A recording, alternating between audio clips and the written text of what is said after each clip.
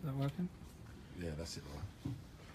We will, what meant to talk about the case was Well, we start know. just by sort of asking what you're up to. I want to talk to you a little bit about politics, the UKIP stuff, all of that. Are we happy? Yeah. Do you want me to clap? Clap, Yeah. please, mate. Yeah? Yeah, that's in shot for me. Yeah? Yeah, just give it a Yeah, sec. I'll that's in shot. zoom in, Jace. So, yeah. Okay. Happy? Yes, thank you. Okay, we're going to call you Tommy Robinson throughout this. Fine? Yeah? Yep. What have you been up to since we saw you come out of prison? Not a lot, to be honest. I'm just waiting because I have another trial now on Thursday at the Old Bailey where they're going to attempt to send me back to prison. I've been trying to get my head straight. I spent months on solitary confinement, months on what I would say is torture, mental torture at the hands of the state. Every law they could have broke, they broke. The prisons say you weren't in solitary confinement. They're wrong about that. They say Yeah. the prison service, Mr. Jackson Lennon, was treated with the same fairness we aim to show all prisoners. He had access to visits, Do you have the television name? Who showers. said that? Do you have that? It's the prison service. It's a statement. Absolute lie. Totally false to say he was held in solitary confinement. From the minute I landed in Unedited prison, I saw no other prisoners. I was refused, which you've seen the statement online, which clearly says I will not be allowed to integrate or mix, I will not be allowed to work. Just so you understand, when people land in prison, they get out of their cell about 8 o'clock in the morning and they get locked up at 6 o'clock in the evening. They work, they play football, they play computers, they live a normal life. Yeah, so you weren't allowed to do that. I was allowed out of my cell once. I spent 23.5 hours a day locked in my cell. So this statement from the prison service is completely wrong. That statement is a complete They lie. said you were in a separation unit for 48 hours whilst there was an assessment made. Complete lie, and I have the evidence to prove that's a lie from my legal letters from my lawyers to the prison. I did not see one other prisoner. I was not against my wishes. I wanted to come out of my cell. I wasn't allowed out of my cell. So from the minute I got put in prison to the minute I got out of Unedited prison, I saw no one, and that was done on purpose because I was moved. You're a journalist, who would move me, being who I am, Tommy Robinson, from the lowest Muslim population prison in the country, one of them, Hull, to the highest CCAT Muslim population in Britain? Why do you think that would be done? Why do you think it was done if that was done? And I Well, can't prove whether it was done or not. But we can prove. You know what? I don't know the Muslim population of that. Okay, well I'll tell you. You Yeah. know I was moved to Unedited. Unedited is the highest Muslim population of any CCAT prison in the country. Why do you think that was done? Why do you think? Well, and when I walked out, I'm not here to answer questions. Well, but when I come out of prison, you said to me, "Do you have any regrets?" You saw me when I come out of prison, didn't you? I was 3 stone lighter than I was when I went in. Yeah. Okay. You've read the High Court order that said the case against me is flawed. You've read that? Of course, yeah.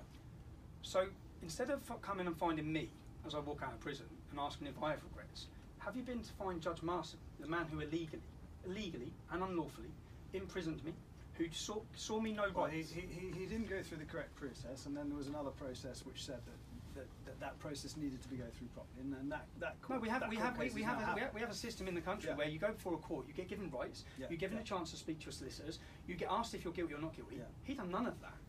He had a kangaroo court in Britain in 2018, and as a media journalist, have you gone and asked him why? What we did do is we covered quite extensively the campaign that was making and highlighting these points, Raheem Kassid and others who were making these points during the time that you were in prison. And I wanted to know from you how you felt. I'll tell you how I felt about that campaign that was building while you were behind bars. Can I ask you, as the journalist who run those news stories, you labelled everyone who come to those demonstrations for my label anybody. Excuse me, far right protesters. I've watched it this morning. I'm going to put it in my video. Yeah. I watched it. Far right protesters. Can you explain to me how, if someone watches what I was reporting on, where I went out my way to make sure I didn't break any laws outside that court, and I was reporting on the fact. We'll talk about that. Okay, but I wanted to know what your view was on these. I have to know, and so do the people who. 20,000 people, I'd say, attended that demonstration. Which demonstration? The first one to free me, the second one to free me. I didn't personally cover it, so I can't respond. Far right protesters. Yeah, I can't respond. Every time Sky, who we're working for, this is whose studio we're in. Yeah. Far right protesters. I saw you. I watched a video this morning with you, where you're talking, and it says I wasn't reporting on the Free Tommy Robinson. I didn't do that. I didn't do that. No. Okay, were they far right protesters? I don't know. I wasn't there, and I wasn't talking to them, and I wasn't getting their views and opinions. So you've not took part in any news piece where the people who were supporting me were labelled far-right protesters? Not on the Free Tommy campaign, no. I just want to get your view on the 630,000 signatures that now have the reason why, look, if I'm giving you if it seems like I'm giving you a hard time. no, I'm supposed to be interviewing you, Tommy. That's what we're here to do. We're here to get your views. I'll explain to you that. I mean, I'll challenge them, but I'm not. I'll explain to you that your reporting, Channel 4, BBC, the mainstream media's reporting, is part of the reason why 630,000 people would have signed a petition. Is part of the reason why the distrust. If you look at the European Parliament's trust in media, where they've done a survey of all European countries, Britain is the least trusted media. The company you work for, the public don't trust or believe you. When you do a hit piece. I know that. I've spoken to some people who don't believe. But no. In the whole of Europe, but what I'm trying to explain to you is the reason why. The reason why, when 20,000 people march because they see an injustice happen, they see a court act like a kangaroo court, like it should be China.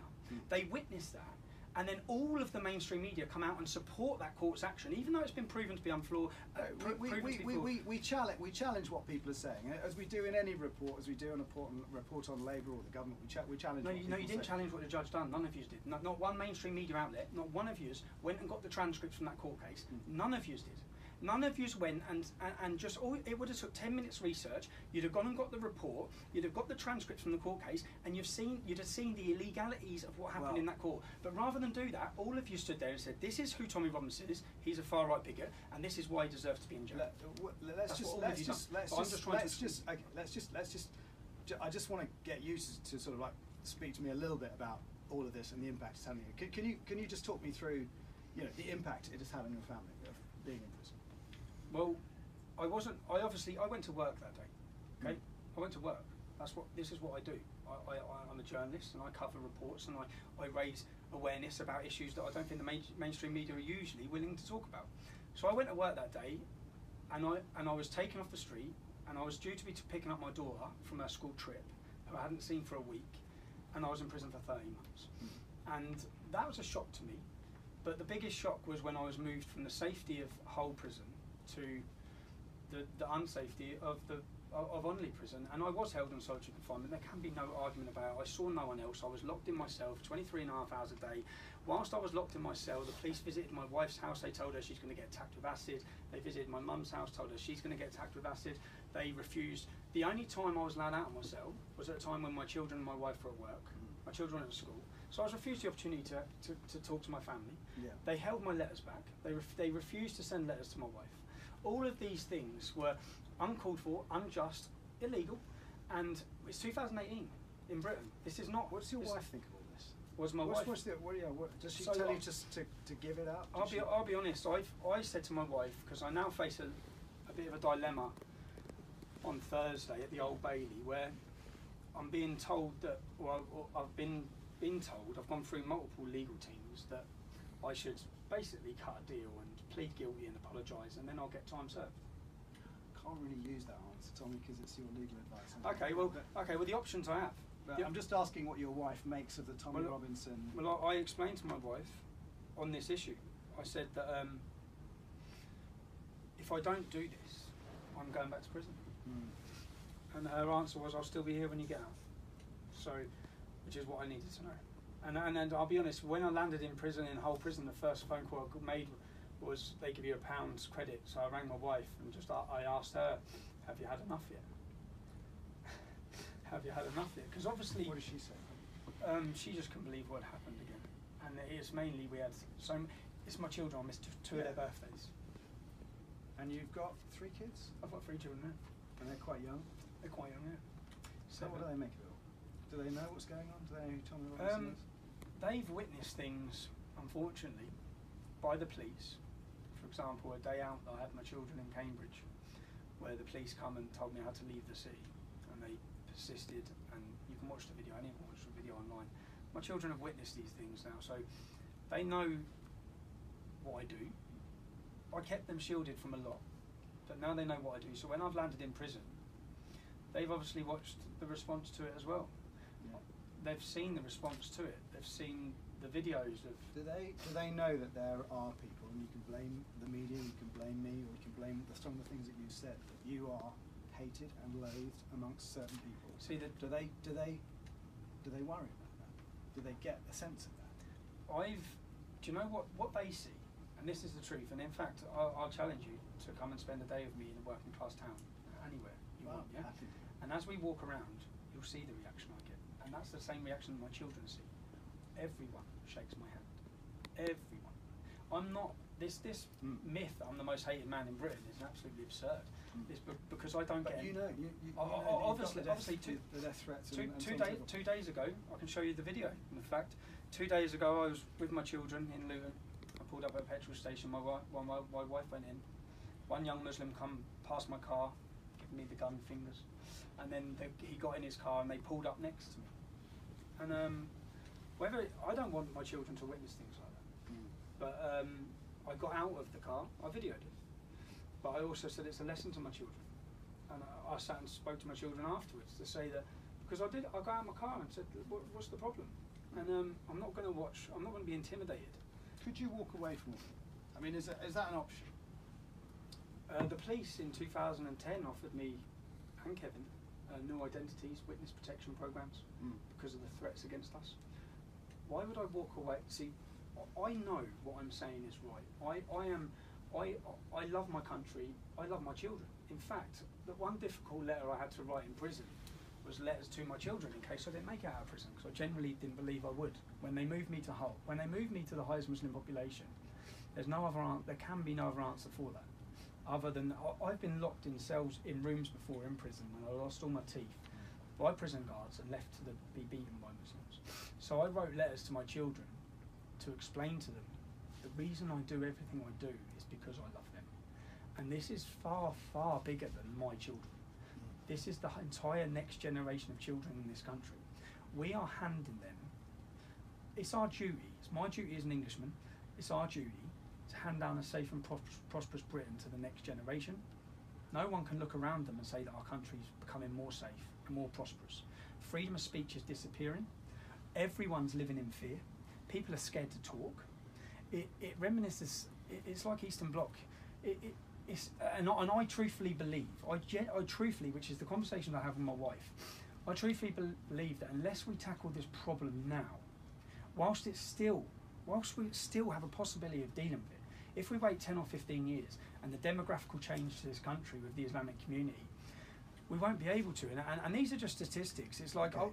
Well, before we go, I just want to move on to politics. I mean, I hear you want to join UKIP. Is that the case? You want to be a UKIP member? I'd join UKIP, yes. Why? Because I've listened to Jared Batten. I've met Jared Batten, and it's the first politician that I've listened to that I thought, do you know what? I'd get out and vote for him. Yeah. And I've never voted. Neither has anyone I know. So what would you do in UKIP? I'd join UKIP. That's all I've said I'd do. I haven't said I wanted to have a position within UKIP. I just said I'd join UKIP as a member. Well, that's step one. But is there a step two? Is there become an MP? I don't plan to be an MP. I haven't planned anything like that. I plan to continue doing the work I do. I think that my position and the power that I have is to, and people are listening. Well, this is the point, isn't it? Kind of, this is the moment of truth, really, because you've been out, you've done what you've done on the streets, you've led the EDL, you set that up, you've come out of prison with over 600,000 signatures behind your name. You've got websites and people who are supporting you. You can pull a crowd. What do you do with that? I think that isn't necessarily about Tommy Robinson. I think that you're all missing something huge here. You've got your brand. Okay, forget that movement. It's quite significant. It's a movement. Yeah. Donald Trump got elected off the back of a movement. Yeah, it's a movement of people who feel they're not being listened to, they're not being heard, their free speech is being taken away, and they're looking around their communities and thinking this isn't good. We don't feel safe. The facts. These are facts about. So what I'm trying to get at is you're known as a rabble rouser. I'd love to only by yourselves. I'm not. Only by the media. But you're known as a rabble rouser by the media. I'm falsely labelled because of what you've done in the past. Which is what been convicted for inciting violence? for I've never example? incited violence. I've never been convicted for inciting violence. I've never even been arrested for anything to do with racism, extremism, any of those things to do with racial things. I've never even had an arrest for it, ever, in my life. So I've not been convicted for anything like that. What I do is I speak openly and honestly, and I tell the truth. Now, because I tell the truth, you'll call the truth rabble-rousing. If I I'm sit talking in about drawing out crowds of people onto the street, some of whom are violent, some of whom behave violently. What's that got to do with? Well, you're amongst them. I'm amongst them. Yeah. So guilt by association. Well, and also leadership. Okay, so some people in Sky News who work for Sky have been arrested for paedophilia. Does that mean you guilt by association? I've no idea if that's true, but okay, that's just, but it they is, just but- pluck that out of the air. but I've no idea if that's true. You I'm can't do things like that. I'm Tommy. giving You can't that just say things I'm like giving you that But example. it's not an Does that example mean- because you just plucked it out of the air. Look, I'm not being There's no violent. truth So to you it. can't There's no you truth to can't it. say I've been. If I talk at a demonstration, it's like if I talk at a demonstration and there's some trouble at a demonstration. I watched your report actually. I watched the Sky News report earlier before I come in here, and what it had far right protesters, and it was all the people who were supporting me, and then it had the anti-fascists. The anti-fascists who all turned up wearing balaclava. You were talking about the football. No, I'm not on about. No, I'm not on about. Oh no, that. not No, that one. I'm not on about. I'm on about, and then it had pictures of lots of people wearing balaclavas, which were the Right. anti-fascists. They're not labelled as violent, far-left extremists, which is what they are. They attack everyone. Well, if they're wearing balaclavas, then obviously they're trying to hide something. But they're not labelled ever as that. They're labelled as Again, anti. you're talking about a report. I don't know, but what I'm trying to get to is this moment of truth. Do you go from that, whether it's inaccurate or not? Do you go from trying to change that image? Do I go from speaking? And what do you do? All I will One of continue those, to what do. you All I will gonna do? continue to do is speak openly and speak honestly. Now, I do believe that the movement. Would you set up something like the English Defence League again? Is that on the cards? And if you were, would you call it that? No, I have no plans to do that. No, I think that was needed at the time. I think that if you look at the arrest rate for what I can only call rape gangs, not grooming gangs, if you look at the arrest rate, that when the English Defence League formed, within 12 months, the police started making arrests. I think that it served its purpose. I left the English Defence League because I was fed up of battling elements within it who didn't agree. So what differentiates you from the far right? I'll put that question back to you. What is it I've ever said or done that makes me far right? Well, you don't want to continue the building of mosques. You correct? I temporarily want to halt on Isn't the that building a of mosques. restriction on religion? Isn't that a restriction on people's freedom to worship? Not if we're trying to sort out a problem. We have a huge problem here where the majority of our mosques are funded by Saudi Arabia, Iran or Qatar. Yeah. The madrasas are similar. It's in a similar sense. We don't know what's being preached in them. We don't know what's being taught in them. Every time we see an undercover investigation, every single time, we see hatred, we see anti-democratic views, anti-Semitic views, those might be because they're homophobic targeted views. where someone has warned people about that kind of thing. No, they're not. No, No. we know that there's a small portion of that. Okay, so if I temporarily if I want to halt the building of mosques in the UK, does that make me far right? Do you want to bring in a travel ban, like a sort of Trump-style travel ban? I believe we should have a proper border control. Yes, I believe we should have real borders where people are brought into our country on merit. Should we ban people coming from certain Muslim countries? Well, what Donald Trump actually done was he banned people coming from failed states. So the countries he wanted to ban. Is that fair? Yes, it is fair, completely fair. In fact, if Europe would have had a Donald Trump style travel ban, we would have 248 less people who have been murdered and butchered by refugees in the last 2 years. That's a fact. That's a fact. So, would you rather? I think our job in this country should be to protect the citizens of this country. Yeah. We're not protecting them by letting the 4 refugees who went on a massacre in Paris. One refugee who was brought in as a child into this country who blew up a train recently, in the last 12 months. He set off a bomb. He was a refugee. He blew up a train in this country. Yes, he set off a bomb. Yeah. Which train? He didn't kill anyone. He set off a bomb. It was a failed one, and he was living with foster parents. You mean the Palmer's Green? The Palmer's Green bombing. He was a refugee. If we would have had a Donald Trump style ban, he would not be here. If we'd have a Donald Trump style ban, then the refugee who drove a lorry over people in Berlin. There's multiple refugees. In fact, if you just want to look at refugee rapes, there was 5 refugees who raped a girl in. But there's Kent. look. There's rapes throughout society. There's you know, if you look at the crime statistics, there's an awful lot of rapes. There's a lot of murders. No, I'm sure actually, that you can pick that. Some of them have been done by refugees. If you look at the crime statistics, then almost over 90% of the rapes in Sweden have been from immigrants. These are facts. I know. Where's your source for that? Where's my source? Where's your source that 90% of rapes are immigrants? Actually, 100% in some cities. In Well, Malmö. I mean, the problem is you quote these statistics. But Okay, I can't. Okay, say I quote a statistic that says that 2/3 of British Muslims would not report on another Muslim they knew to be involved with terrorism. Is that a worrying statistic? Where's the source for that? That's Trevor Phillips, who is the head of equality and diversity. Right. That was from his own research. He found that 2/3 of British Muslims, that's 2 million Muslims in this country, would not report on another fellow Muslim who they knew was being involved with terrorism. Now, that should be the wake-up call that everyone needs. Just that. 20% sympathise with suicide bombing. 4%. So this is a really fundamental thing, because I'm wondering what percentage, what proportion of the Muslim community that you're worried about. Yeah. What, okay. You know. I can answer that easily. I'm worried about the 66% who refuse to report on another Muslim for terrorism. Only 7% of Prevent's leads. Prevent is the counter-extremism government way of dealing with this. But only you understand that you know that it is Muslims who are helping to, you know, only 7% to foil a lot of these terrorist plots. No, I've just told you. Only 7% of the leads on these Muslim terrorists comes from within the community. What I'm saying is, when you see a statistic that tells us that 20%, I'm going off Trevor Phillips. Trevor Phillips is the man who brought the term Islamophobia to Britain. Trevor Phillips used to be the man who said you can't criticise Islam.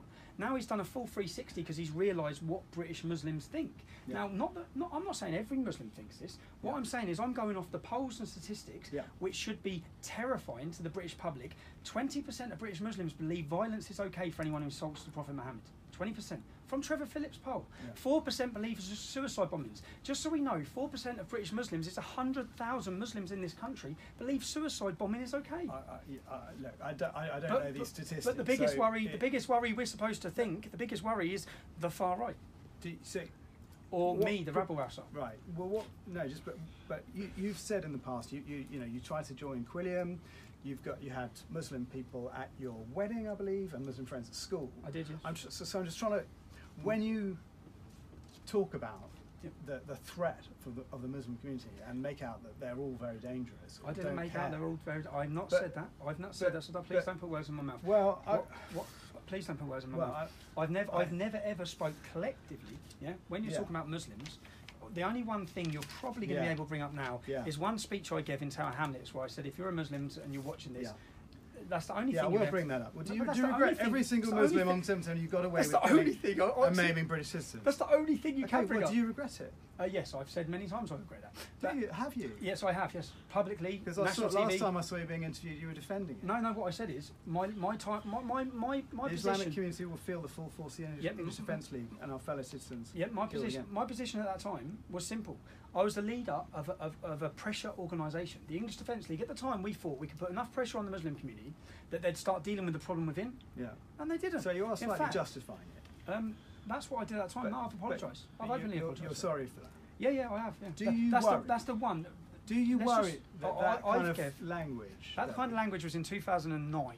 I've gave 200 speeches in towns and cities, and out of all those speeches, that's the one line you've been able to pull up. Well, no, let me give you your tweet that you did after Darren Osborne attacked a mosque in Finsbury Park. The mosque where the attack happened tonight has a long history of creating terrorists, radical jihadists, and promoting hate and segregation, and not justifying it. Well, you kind of are justifying it, and then you say, I said many times, the government police don't sort these senses of hate, they will create monsters as seen tonight. Yes. I'm not justifying it. Okay. Yes, you are. Okay, can you bring, you know what I said there? Is there one thing that's not factually true? Or is the problem, do you have the problem with the facts? It's actually quite a moderate, it's a very moderate mosque now. No, actually, at the it's time, a very moderate mosque. I've been in there. Actually, at the time of that attack, no, it's had a Muslim Brotherhood PR campaign. At the time of that attack, the lead chairman of the mosque was also a lead figure of Hamas. Hamas, So you are Hamas, justifying it. Hamas are a prescribed terrorist organisation. So you're justifying No, you it. just said it's a lovely mosque. It's I led by have it's led been by a in there terrorist. quite It's led by a recently. terrorist. You're Right just now. that's nonsense, and you're No, and you're no, it's not nonsense. justifying. No, You're excuse me. justifying what Darren Osborne. How- We're talking about the man Are you really mowing into a bunch of his Yes. innocent people, Yes. and you sound like, rather than saying I absolutely outright condemn it, No. you're saying, no. oh look, here's all these reasons why that was maybe okay. You are aware that Darren Osborne didn't actually target the Finsbury Park Mosque, aren't you?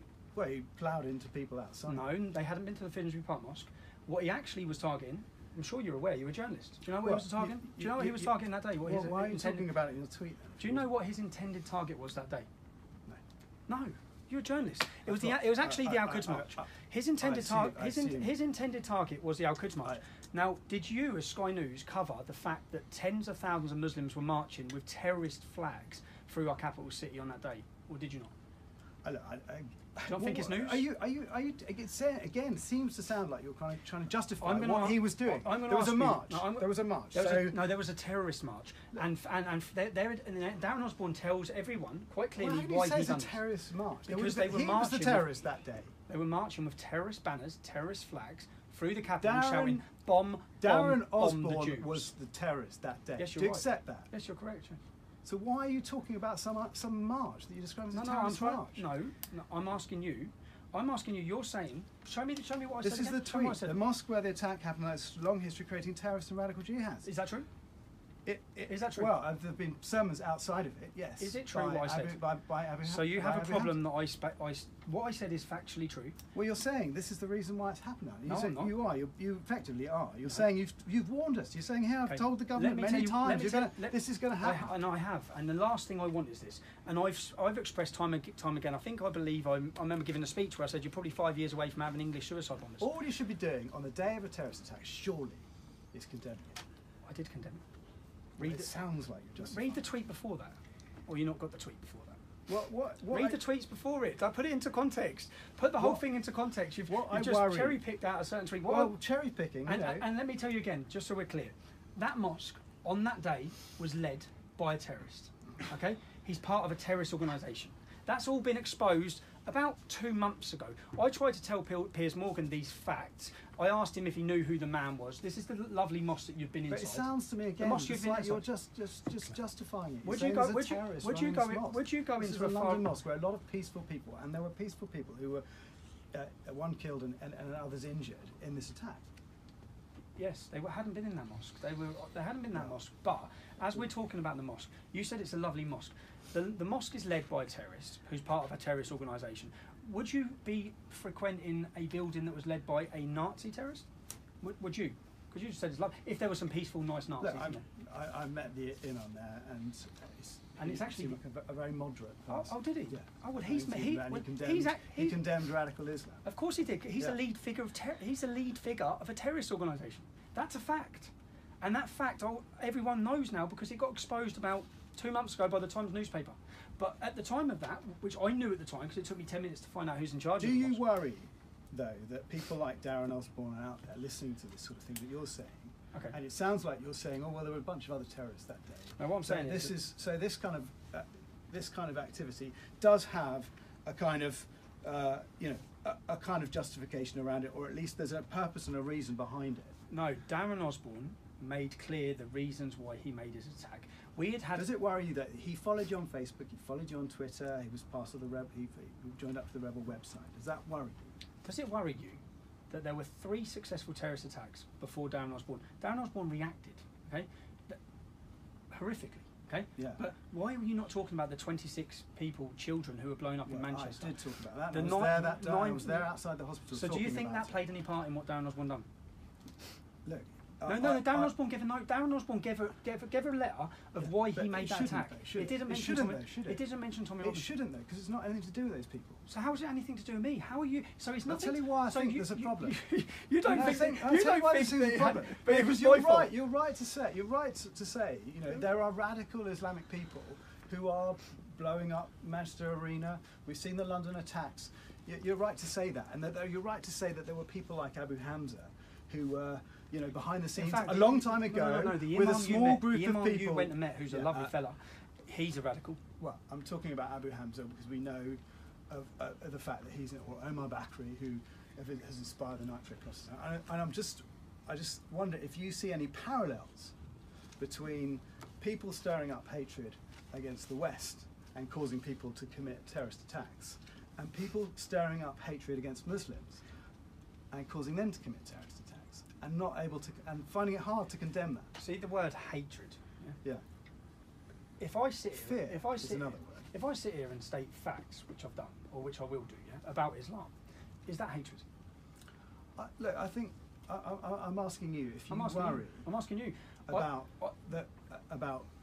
and we can talk about what facts and what aren't facts, and a lot of it's about context and how you say it. And if you say something like that on the day after a terrorist attack, context is important. Let's look. So on the day of that attack, we see attack at Finsbury Park Mosque. So we think, oh, that's what the media run with. Yeah. So I thought, well, let's look at Finsbury. But did you watch it? Go, Christ, why this guy follows me on Twitter or this guy follows me on Facebook? No, I have any? No, I looked and guy? thought, Christ, why has he done this? So then I went on Finsbury Park Mosque website. I started looking up and I saw that the lead member of the mosque was a terrorist.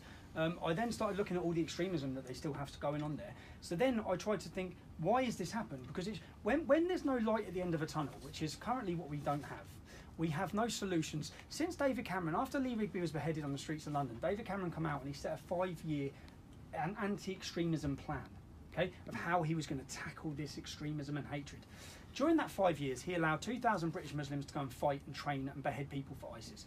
700 of them have been allowed to come back. What I'm saying is, people see that the government are not up to solving this problem. I think it's a bit high, by the way, 2,700. 2,000 went, 700 have come back. I know this because the lead officer of Bedfordshire Police, Rob Bartlett, come and saw me.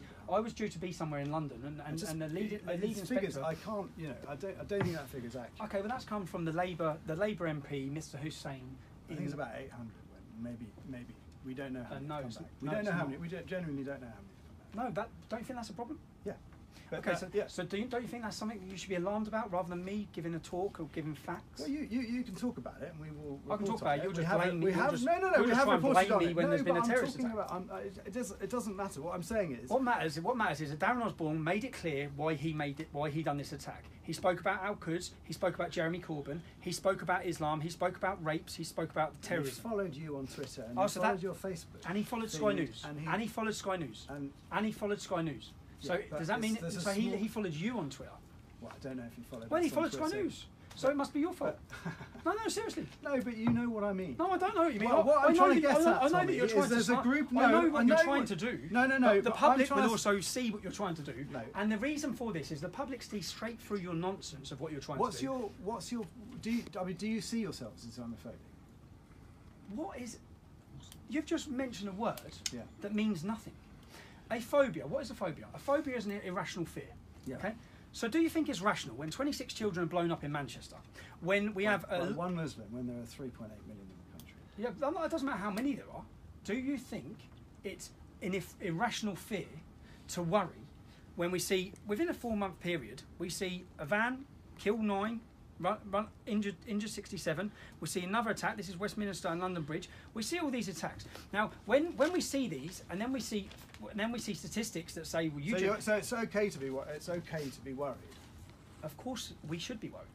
And in fact, when we are worried, and we base our worry in our fear. Are you not worried about radicalized Islamic people who've taken the wrong interpretation of Islam, rather than? Oh, it's the wrong interpretation. Says who?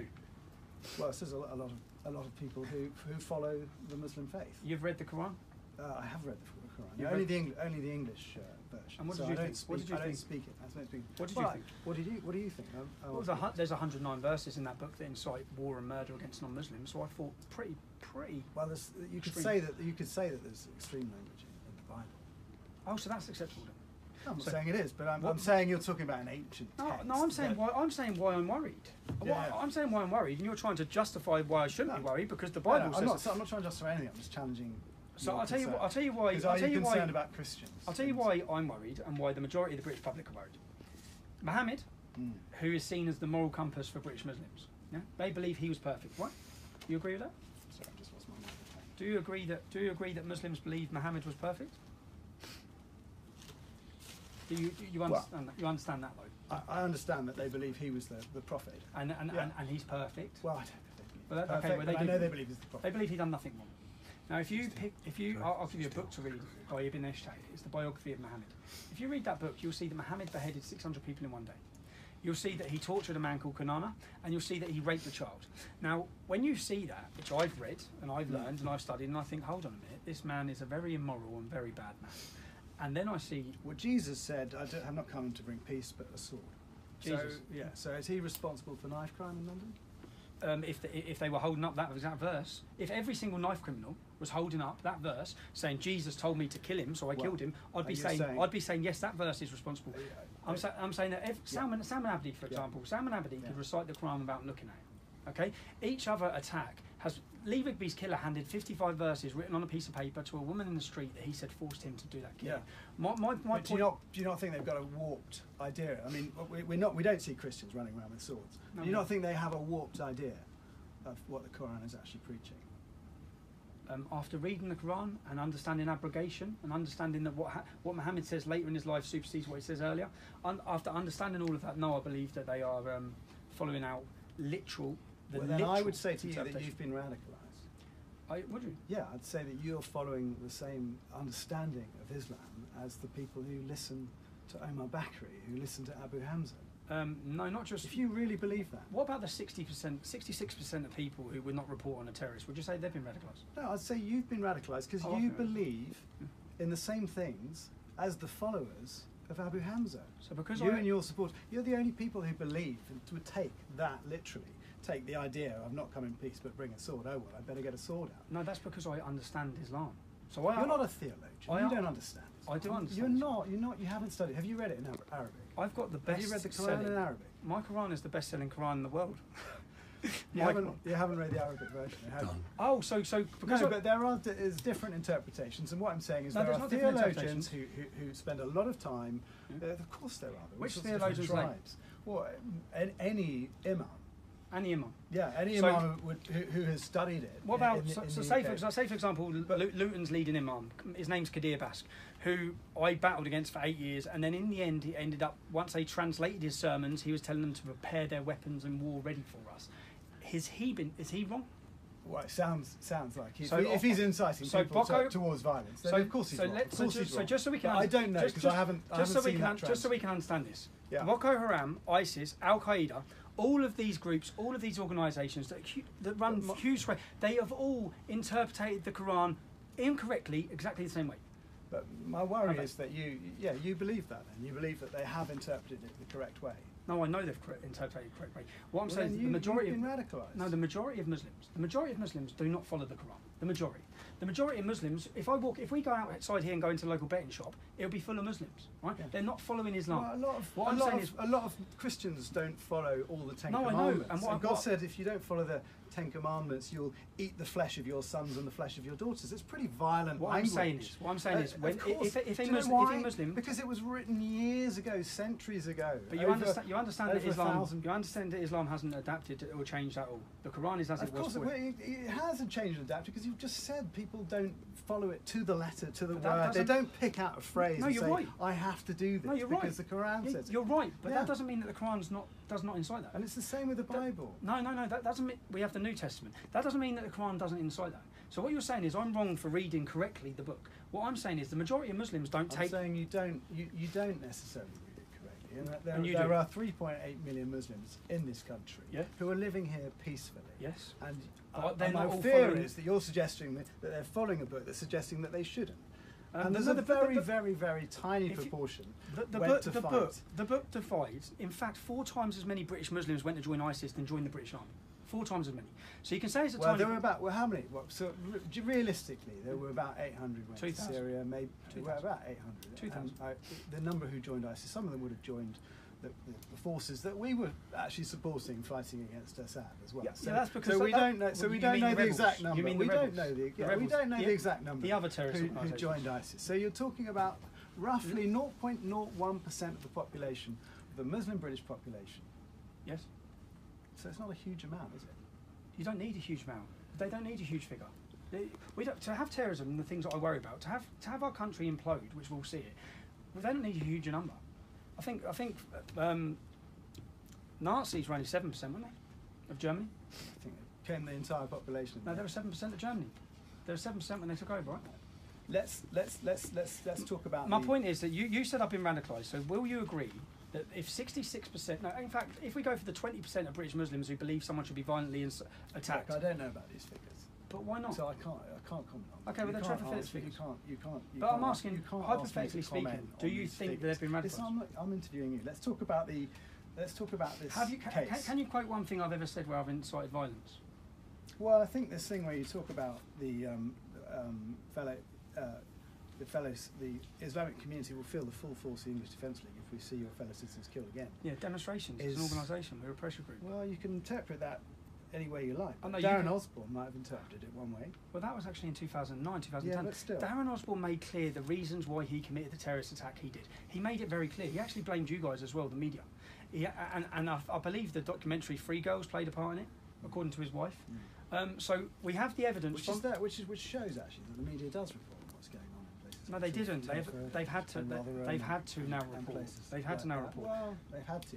But Andrew Norfolk was, in the Times, really did a great expose on what was going on. Did he? Andrew Norfolk. Let me quote him. He was told, and he ignored it for 10 years. The only time he decided to do something was because he had to take it back from the far right. So his motives and reason for exposing the child grooming gangs was not. I can tell you, it was not to help the children. It was not to stop the rapes. It was because he saw the English Defence League doing it. I'm quoting his words. I'm quoting his words. I'm quoting his words. His words. He said he knew it was going on for 10 years. Journalists don't. He knew it was going on. The same as all of you journalists knew it was going on. In every local newspaper. So you're criticising the guy who exposed the Rotherham scandal. I'm criticising the reasons why he exposed it, and I'm quoting him. He knew it was going on, but he done nothing. The reason he done nothing because it was brown Asian men raping young white children, the far right stream. That's what he said. I'm quoting him. The only reason why he decided to act on it was to take it back from the imaginary far right. His words. Why do you stand outside courthouses? Why do I talk about a particular case when you know that it could potentially be contempt of court? So I believe that forewarned is forearmed. I believe that we should have education system going on across this. Do you not believe in the legal system? The right of fair trial? Yes, and those men had a right to a fair trial. Nothing I said could have prejudiced that trial. We'll have this argument obviously on Thursday. Yeah. Well, I mean, you had the case back in May last year. The Canterbury judge Heather Norton said, this isn't about free speech. It's not about freedom of the press. It's not about legitimate journalism, political correctness. It's about justice. Can I explain to you about that justice that she and ensuring that a trial can be carried out justly and fairly. So on Canterbury, there was 5 men who were on bail. One of them disappeared again, like they do. One of them done a runner. Well, that's up to the law. That's not up to vigilante Tommy Robinson. No, it's not. That's up to that judge who gave them bail. So she failed the British public. Now, those 5 men who had, let's give the evidence was that a young girl was lost. She went into a takeaway and asked for directions. 5 men took her upstairs and they gang raped her. Their DNA was found at the time in every hole she had, all over her. Okay, all of their DNAs were found. Now, I knew they were on trial, but then I heard that they're still running the same chicken shop. So I drove down to Canterbury and I went to the business. And lo and behold, they're still running the shop. And I spoke to the business next door and said, excuse me, have you seen any young girls in that shop? She said, yeah, there was lots of young girls in there yesterday. Now, I'm a father, and I have 2 daughters. And I believe that allowing men who are on suspicion with DNA evidence, they should have been in prison. They're all serving 20 years in jail now, right? So they were paedophiles. Yeah, no, we can talk about the case. Okay. Absolutely. So they were paedophiles. Yeah. How have they been allowed to continue running a business that brings them in contact? In fact, all they've done, because I went through the company's house, they changed from 777 pizza to 555 pizza. And then they continued serving young children in the very business where that child was raped. Now, I'll be straight honest with you. If I believe I'm morally right, then I'm not bothered about what your law says. I know that I know. Really? In that so you're not bothered about the law? in that sense, So you're above the law. no, in that sense, If you're morally in that right, you're above the sense- law. no, So if I upset you, you punch me in the face. I'll tell you what I believe. No, I'll tell you what That's I believe. okay. I'll tell you what I believe. Stupid I thing to believe say. that the No, dad. it isn't a stupid question. No, listen, If you let me explain believe it. Let me that explain you've got a it. moral Let me explain argument, it. Let me then the explain law it. doesn't matter. If another young girl would have been raped in that shop, yeah, if another young girl would have been raped in that shop, so what I wanted to do, and all I wanted to do, right, was get a video of the men's faces, and I knew it would have gone viral. And then I've gone to their shop already. I've already been to their shop, and then I want every single child and parent that lives within that vicinity to know what those men are alleged to And have then done. the at the court time. says, right, we can't charge these guys now because can't? because you've influenced the jury. No, what the- Do you not understand No, no. influencing the jury? Yes, I do. I've been on my own training courses. Influencing the jury is when you assume guilt. I said, you do something to make a jury think that person might be more likely to be guilty. I think their DNA done that. I think that you're helping. You're helping the case. It doesn't Okay, matter. I'll tell you what happened in that You case. have all the I'll tell- DNA I'll tell you what evidence if you happened- like. I'll tell you what That happened case in could that case. easily get thrown I'll out. tell you what happened in that case. The judge let down the British public. Those men should have been in a prison cell. You potentially let down the British public. No, I potentially by didn't. potentially committing a contempt of court that could have got the whole thing thrown out. Which it did. Do you not understand that though? Which Do it you did. understand that potentially it could have done? Do I understand? At the time, I'll be honest with you. At the time, Yeah. I wasn't aware of contempt of court laws or rules. Now, after that case, what I did is I went to Kingsley Napoli. Do you know who they are?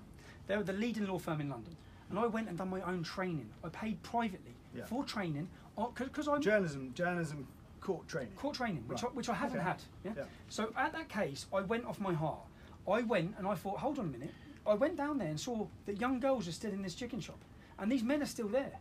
So I felt alarmed, shocked. Yeah. So then I went to the court. Now I learned from this court case. Yeah, I think the judge let the British public down by letting them men walk the street. Okay, that's what I feel.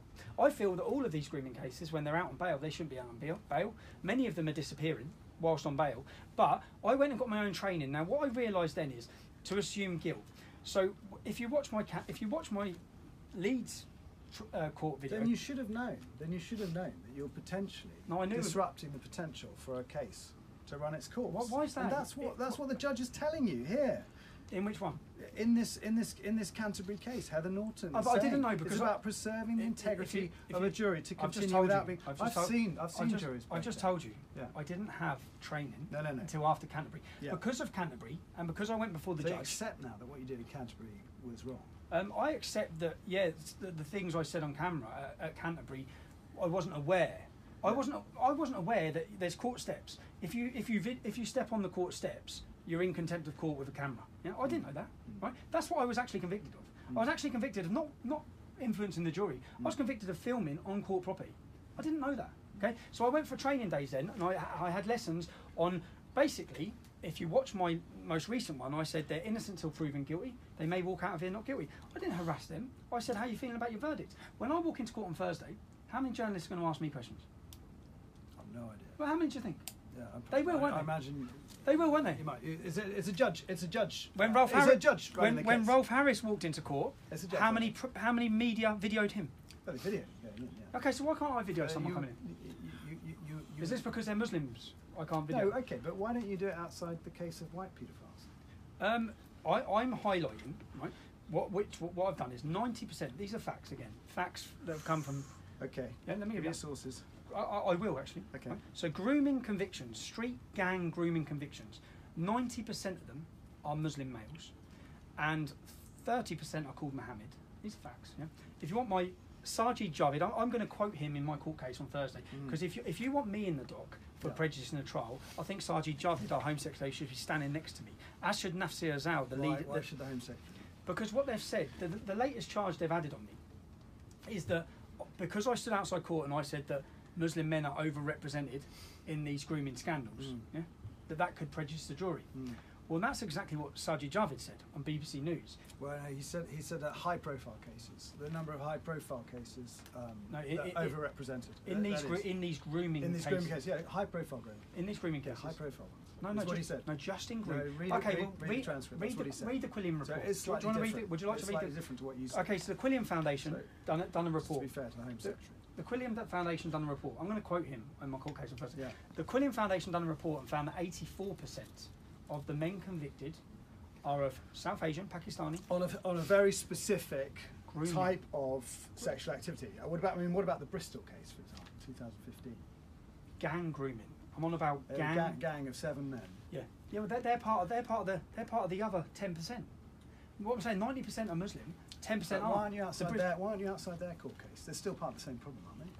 Has it been said? They're white. You're not outside their courthouse because they're white. Has it been said that the reason these men were allowed to do what they done was because the government and the police were scared because they're white? Has that been said? Yeah. I'm just asking you a question.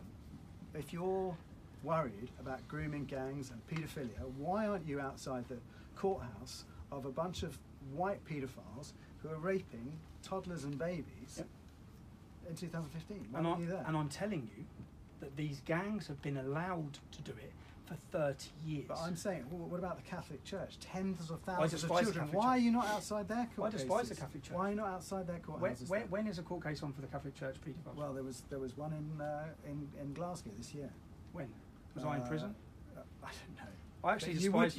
would you? You'd stand outside a courthouse. I believe that our government, I believe there's a woman in prison now called Melanie Shaw. Yeah? There's a woman in prison now called Melanie Shaw who is a whistleblower for paedophile gangs. So yes, I believe that high-ranking officials in this country have suppressed and silenced and stopped the arrest of known paedophiles. What about now that goes people like all Jimmy across Savile? Yeah, people like Jimmy Savile. So Operation U-Tree. Have you ever stood outside an Operation U-Tree trial? Have I? No. Why not? Because they're white. No, it's not good. Is it because they're not Muslims? No, it's not. No. What about sex tourists? As I've just told you. What about people like Gary Glitter who go abroad and rape children in Cambodia or do you know Philippines? What? Do you know what? Does that your upset job? you? Your job. Unfortunately, I've had to come and fill a void and do your job. You're the mainstream media. No, I'm just asking you why you don't do that. And I'm telling you because I've focused on exposing a phenomenon across this country that sees 90%, and that's just a figure. If you look in Rotherham, let's talk about Rotherham. 1,400 children were raped in Rotherham. That's the charity figure. Yeah, 1,400. Yeah. There's only 3% of Rotherham Muslim community. Only 3%. Okay. Telford, 7%. What we've done is we've used Telford and we've used Rotherham as scapegoat cities to expose a problem that when you come to towns like Luton or Bradford or Birmingham, you can't expose it because once the Muslim community gets so big... But what I'm saying is there are a huge number of paedophiles in this country. If you're quoting Sajid Javid, he said about 80,000, for example, accessing online paedophilia. The Muslim ones that you're focusing the ones on, who drop in the ocean. No, they're the ones, they're not dropping in the ocean. They are. You tell that to the children's dads. Well, you tell that to the dads of any victim. Yeah. Tell that to the dad of any victim. But what I'm saying is you're focusing on this because of their religion. I'm focusing on it because I'm focusing on it because there was conspiracy of silence. Because you. No, listen. There was a conspiracy of silence by you, right? The mainstream media, by politicians, by religious leaders. Well, you could say you that. all conspired. You could say that about U-Tree. You could say that about 1970s TV presenters. You could say that about the Catholic Church. Yeah. And you know we know that there are paedophiles in society, but you seem to be saying that there's a specific problem amongst Muslim men. The statistics tell you 90% of conviction. Muslim men make up 2% of this country's population. 2%. Yeah. Okay. 90% of convictions are Muslim men. That basic fact tells you that they are hugely overrepresented, and everyone should ask why. And what I'll tell you is, what I'll tell you is, when you read the Quran, when you understand Islam permits Muslim men to take non-Muslim women as sexual slaves. Well, the Bible, are you going back to this? The Bible says that men can sell their daughters into slavery. There's a whole chapter on it in Exodus. Muhammad had sexual slaves. I'm going back, the Prophet Muhammad had sexual slaves. I'm going back to why this is happening. And if you want to stop it happening... I mean, the British Empire isn't exactly free of blame around the whole issue of slavery. I mean, I'm talking about an epidemic of Muslim gangs raping young children. He's on about the British Empire. No, but you're on about a text that goes back to, the 7th century. A text that Boko Haram, when Nigerian girls were taken, I'll tell you from my point of view. Nobody who reads the Bible, who reads about the rules of slavery in the Bible, looks at it and applies it to today's rules. It's the same with ISIS. They're in an Islamic state. We are in the United Kingdom, and people have to abide by the rules of this country. So let me ask you then. Let me ask you then. Why are 90% of grooming gang convictions Muslim men? Why? Why do you think?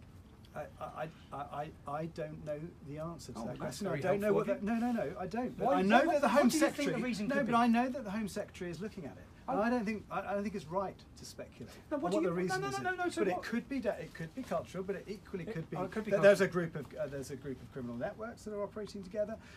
There's a big issue at the moment around county lines drug dealing. There could be any number of issues. So I don't think it's right for us to speculate. Do you think we should try on and what find out issues. what the I reason certainly is? don't think it's right Do you to think? stand outside a courthouse and say that the people in there might be more guilty because I they're didn't say- Muslim. I didn't say.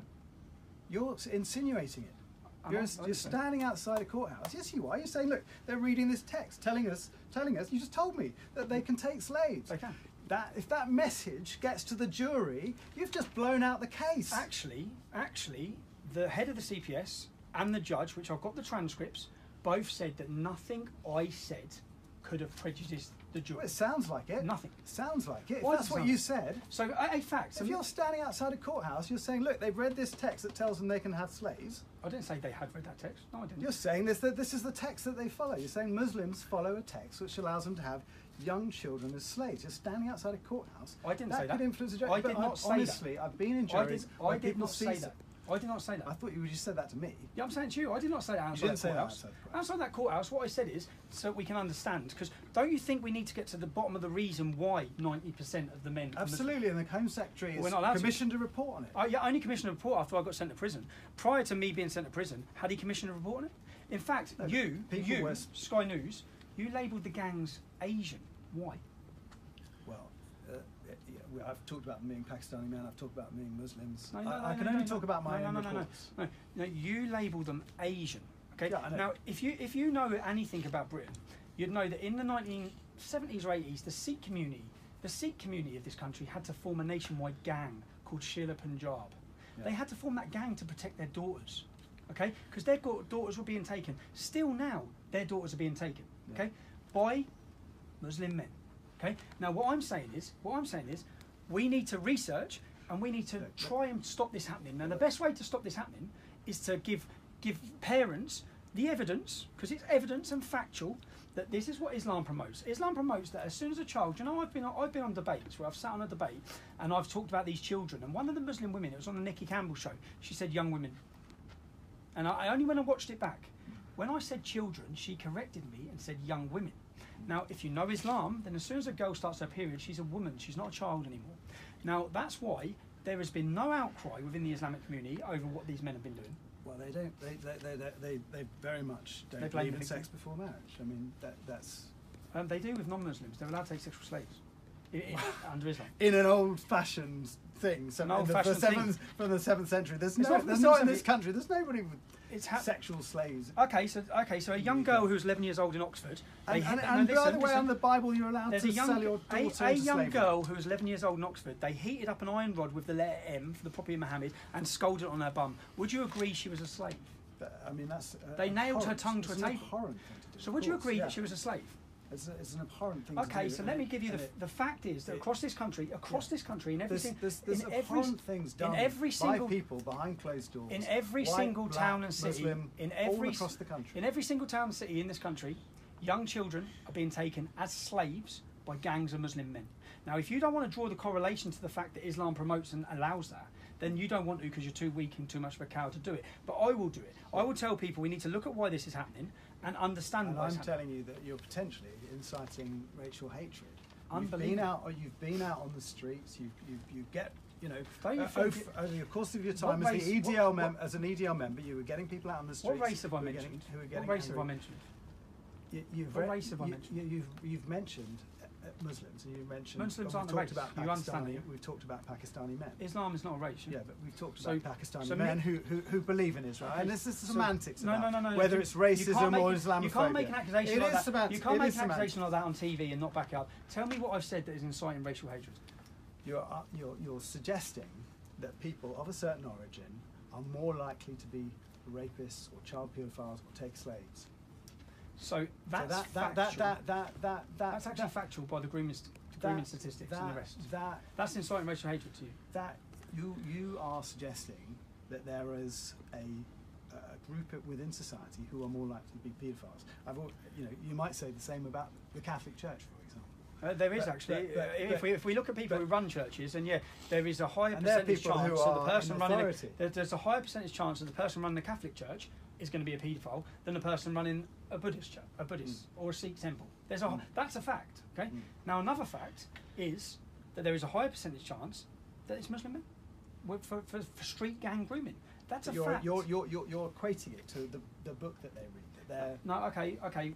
When I sit on TV and I watch Boko Haram, who are a terrorist organisation in Nigeria, when they kidnapped 200 Nigerian women, we all saw the campaign "Free Our Girls." Yeah, we saw every political leader holding it.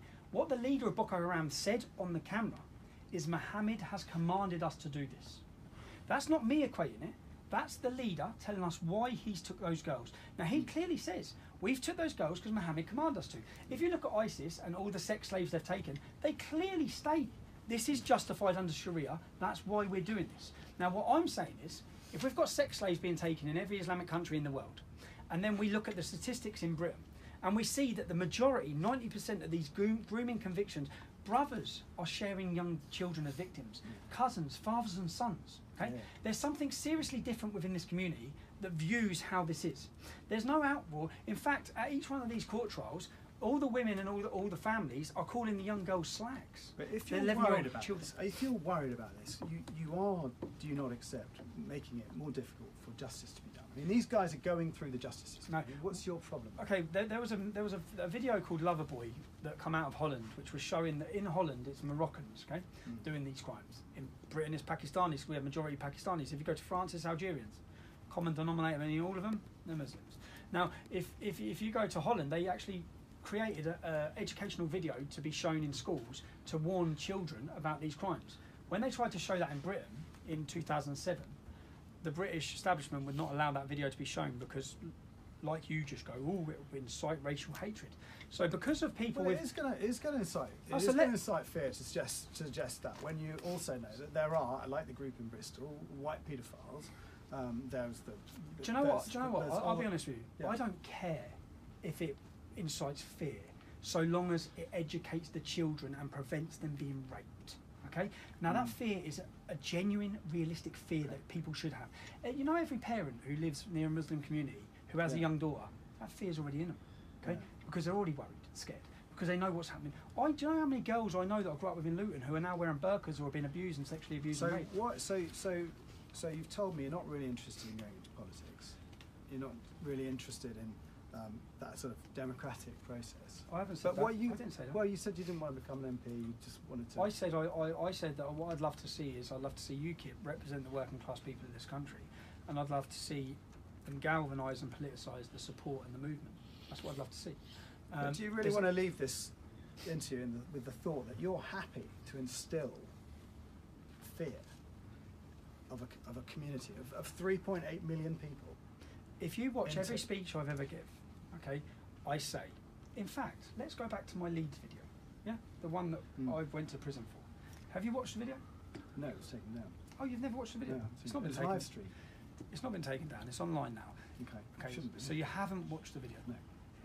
In that video, I make it clear that there are many young Muslims that I've grown up with who would be as disgusted as me with what's happened to these children.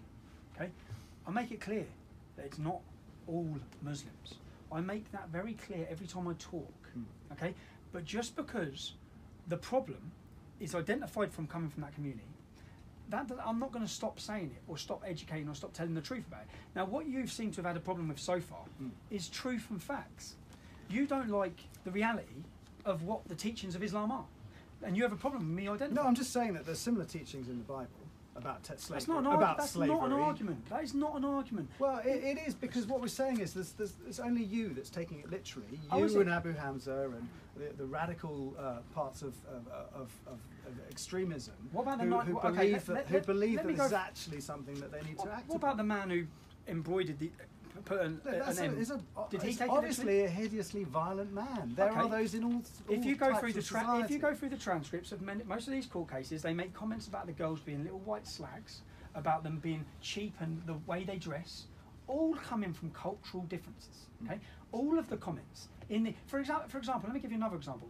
There was a Somalian in the Bristol rape case who said that it was his religious duty to do what he done. So it has again. What's your sort of ultimate aim? My own aim. I would love to never talk about any of these issues again. How's that come about? I'd love to be in the I'd love to just be going out working hard and progressing, but So unfortunately, where do we get to? Where do we get to that? What point do we have to reach when you can stop talking about this? What needs to happen? in the last 12 months, there have been 4 successful terrorist attacks in our country, and 10 stopped, just in the last 12 months. Okay, the terrorism arrests and the terrorism arrest rate goes up 60% each year. The grooming cases that are currently running now are across this country.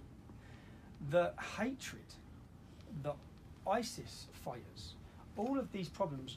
I'd love to be in a position where I didn't have to talk about these things again. But quite frankly, I have 3 children, and I owe it to my children. So where do we? How do we get to the place? How do we what get you there? say, yeah. What do you? What's the pathway to that? I mean, I can see what you're saying. You're saying let's make sure that there are no more terrorist attacks on the UK. I'd love UKIP to get in government, and then they could start putting in some policies. For example, why is Saudi Arabia funding schools in London? Why is one of the most barbaric human rights violations country in the world? Who funds you? Who funds me? Yeah. So before the English Defence League, Yeah. before I set up the English Defence League, I had 7 properties and 2 successful businesses. Yeah. I had a plumbing business, which employed 7 people. Yeah. And then when I started the English Defence League, the police and the state, which is what they've done, is Yeah. come cracking down on everything and try to destroy and ruin everything. Currently, I work as a journalist, and people sign up to give me support. What about Steve Bannon? Steve Bannon, I've never even met Steve Bannon or had a conversation with him in my life. Have you not? No, never. Are you going to? Um, He's described as the backbone of British society. I'm very grateful for that comment, and Yeah. I think that a lot of people are looking at British leaders, and especially the journalists and the media, and they see them as part of the problem. And this is what we've seen in America. Would you take funds from Steve Bannon? He's a very wealthy man. Steve Bannon has not offered me funds, so it's a ridiculous He's question. not. Well, it's not. He might offer you funds. He's a big fan, obviously. To be honest, I don't think I need funds. The work I want to do next is to reach out to the victims and families of these grooming scandals. And what I mainly want to do, which will probably get me put in prison on Thursday anyway, is I want to find all the people who let it happen. All the people that there's evidence on. For example, there's a woman in Oxford who, I think she took a £250,000 payoff. She knew what was happening to those girls in Oxford. She's now in charge of visit tourism for Oxfordshire. Oh, I think. Yeah, well, I've got no evidence, and you've got not providing any evidence to back up that claim. I'd love to. But so you wouldn't take funds from Bannon or an alt-right organisation? So I'll just be completely upfront. I've had 2 best-selling books in the last 2 years. Okay. Yeah. I'm going to have another best-selling book at the end of the year. That's where you get your funds from. I won't need to take funds From writing books, and you wouldn't get behind a movement that Bannon was trying to set up in the UK, because there are, Raheem Kassim is very close with him, and I very think close Raheem with Kassim is brilliant, and he's been behind your campaign, and he's talked about creating. I've spoken to him about it, creating a movement behind you. You're not up for that. I haven't had a conversation with anyone about that. Really? You spoke to me about it. I spoke to you about it. No. Raheem spoke to me about it. Okay, well, I'll be honest with you. Yeah. Okay, I come out of prison however many weeks ago in not a good place, and I've been trying to get myself back to normal, and that's pretty hard when I'm preparing in 2 days to be put back in prison. So I've not been in a position to meet, speak, talk, or plan anything, and that's just the truth. Unfortunately, I've had to be seeing doctors and medical advice on the fact that of the consequences of what's happened in my last prison sentence. So I'm not in a position now to make plans for anything that I'll be doing, because I wouldn't want to go out. I'm not in that right frame of mind. How are you feeling about the prospect of going back to prison?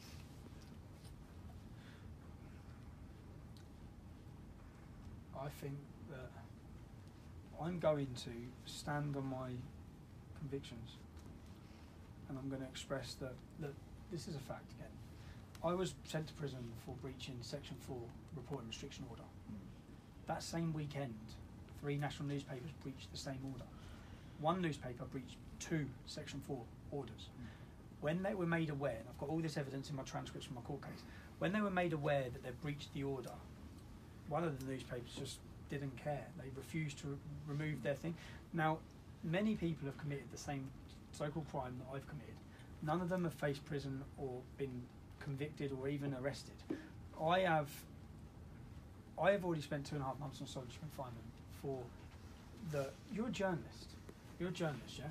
Section 4 court order, under the law, when you read the contempt laws, the judge has no power to put reporting restrictions on the information that's already in the public domain. Everything I said outside that court was in the public domain. Okay? You weren't supposed to be there, were you? Because you had Why not? you had a restriction on you going to those from your No, I previous didn't. case, No, from, I didn't from have the a Canterbury case. No, I didn't. That's a lie. No, I didn't. Well, that's been widely reported that But you had a restriction. It's on also you weren't allowed. it was also widely reported that I pled guilty. It's a lie. Okay. No, I know that's not the case, but you did have a restriction. On No, you I didn't have a restriction. from the previous case. No, I had a committal for contempt of court. Okay. Yeah. Now, for me to stand outside a courtroom, this is a free country, and I'm a free man. Okay. And if I stick within the law, which if you read the law, the judge has no power to put a reporting restriction on information that's in the public domain. I knew when I stood outside that courtroom, I knew the verdicts of the first part of the trial, and I knew lots of the ins and outs of the trial. I never spoke about any of them. I didn't assume guilt. Went out of my way to make sure I made people aware that they were innocent until proven guilty. I done nothing wrong, and I've spent. And in fact, What do you think is going to happen then? What do you think is going to happen? Actually, I shouldn't have asked that. No, that's question, right. should I think on Friday morning I'll be waking up in prison. I think, look, it's a fact that multiple reporters breached the same order the same weekend, and none of them have faced prosecution. Now, justice is supposed to be blind; it's not going to be deaf and dumb. Okay, I am being prosecuted because I'm Tommy Robinson. Nothing else. Couple of quick fire questions. What do you think of Putin? What do I think of Putin? Yeah. I don't know. I don't research Russia. No, I don't. Not your thing. No, no. You've met Theresa May. What do you think of her? What do I think of Theresa May? She can't dance. I think she's a robot. I think that Theresa May. We could all come to that. Yeah. I had 20 minutes with Theresa May. Yeah, I know you did. Yeah, Yeah. when she was Home Secretary. When she was Home Secretary, and everything I warned her about. I actually went on about Luton's Islamic Centre, yeah, where Khalid Massoud? Was that the terrorist on Westminster Bridge? Yeah. So guess where? I specifically, in my meeting with her, begged her for help in Luton, yeah, as Home Secretary. I said, this mosque, this Luton Islamic Centre, and I listed all the things. Khalid Massoud worked At that mosque. Right. Everything I warned her about has come into fruition. And now that leader, who was part of my Luton in Harmony, the reason why I was so concerned was because I knew and understood what that mosque was about, and they were part of my council. Yeah. They're part of all the Luton in Harmony. You know, we need all diversity is stronger together. And I knew that they're smiling, like the imam done to you at the Finsbury Park Mosque. They're smiling and shake your hand the whole time they're working against it. Have you ever met like Abu Hamza or Omar Bakri or any of these guys? No, so their head office was in my hometown. Yeah. Yeah. So Omar Bakri, all of them were positioned in my hometown before I knew what Islam was. They were promoting hate. Many of them, it's like many of their, even Saiful Islam, Saiful Islam, who's one of the main leaders. He's getting out of jail soon. Andrew Chowdhury's about to be released from prison. Yeah. How? We're at war. Whether you like it or not, if our security services didn't prevent the bombings, and every single month last year something would have been blown up, football stadiums, shopping centres. Now we're at war. The sooner we accept we're at war, and these men who are promoting the war against us. But that's why you've got to not accept the interpretation that they have of the Quran. I mean, I've met Omar Bakri. I interviewed him in Beirut, and he's a very, very different character to the guy who runs Finsbury Park Mosque. I can tell you that. Very different. And his interpretation of the Quran is hateful.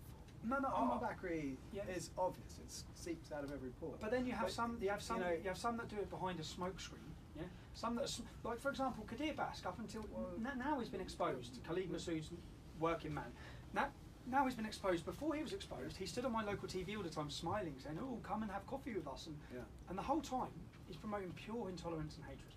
So what I'm saying is, with Islam and understanding who Muhammad was, my biggest problem is understanding who Muhammad was. He was an immoral, warlord, barbarian. I'm just trying to get rapist. to where, just sort of, I know we've gone a long time, but just trying to get where you are at with Muslims, because you're saying, oh, you can't trust these guys, they're two-faced. It's effectively what you're saying. I didn't say But, well, you did. You said I didn't there's the behind the smoke screen guy. There are. Yeah, There are. but you've got There's Muslim friends. You've got. Yeah, they're just normal lads. Look, Sure. the majority of Muslims in the UK, what I have a problem is when they start following the literal word of their scripture, we're going to have a problem. Yeah. When they want to live as Muhammad did, we have a problem. The reason why is because he killed people, he murdered people, he was a barbarian. Now, the majority of Muslims don't even pick up the Quran, read the Quran, or go to mosque. The majority, they might go to mosque when it's Ramadan. That's the majority. Yeah? That's the majority. What I'm saying is I do have a problem, and I think that we should all be aware of the intolerance, the violence, and the hatred that comes from the scripture of Islam. And we must be aware of it. There's 1400 years of history we can look at that has seen complete war. Well, we've sparred on that already. Andy, is there anything else you think we need to cover? No, I'm perfectly happy. Yeah. Yeah. Thank you very much for coming in. Cheers, Thank you. Tommy. I'm soaking. Thank you, Tommy. That was All really right. interesting. Thank you, mate. We'll see what you do with your editing. Well, we didn't throw you any clips or anything, did we? Jason? No, you just put the clips in your show, wouldn't you? Oh yeah, sure. You'll edit the clips in. Well, Or is that just going to be an interview, or are you going to put all clips in? we'll definitely use the stuff of you coming out of prison. Yeah. Give me 2 minutes. Not many clips, just many can be interviews. How many minutes was it? Oh, an hour. 15.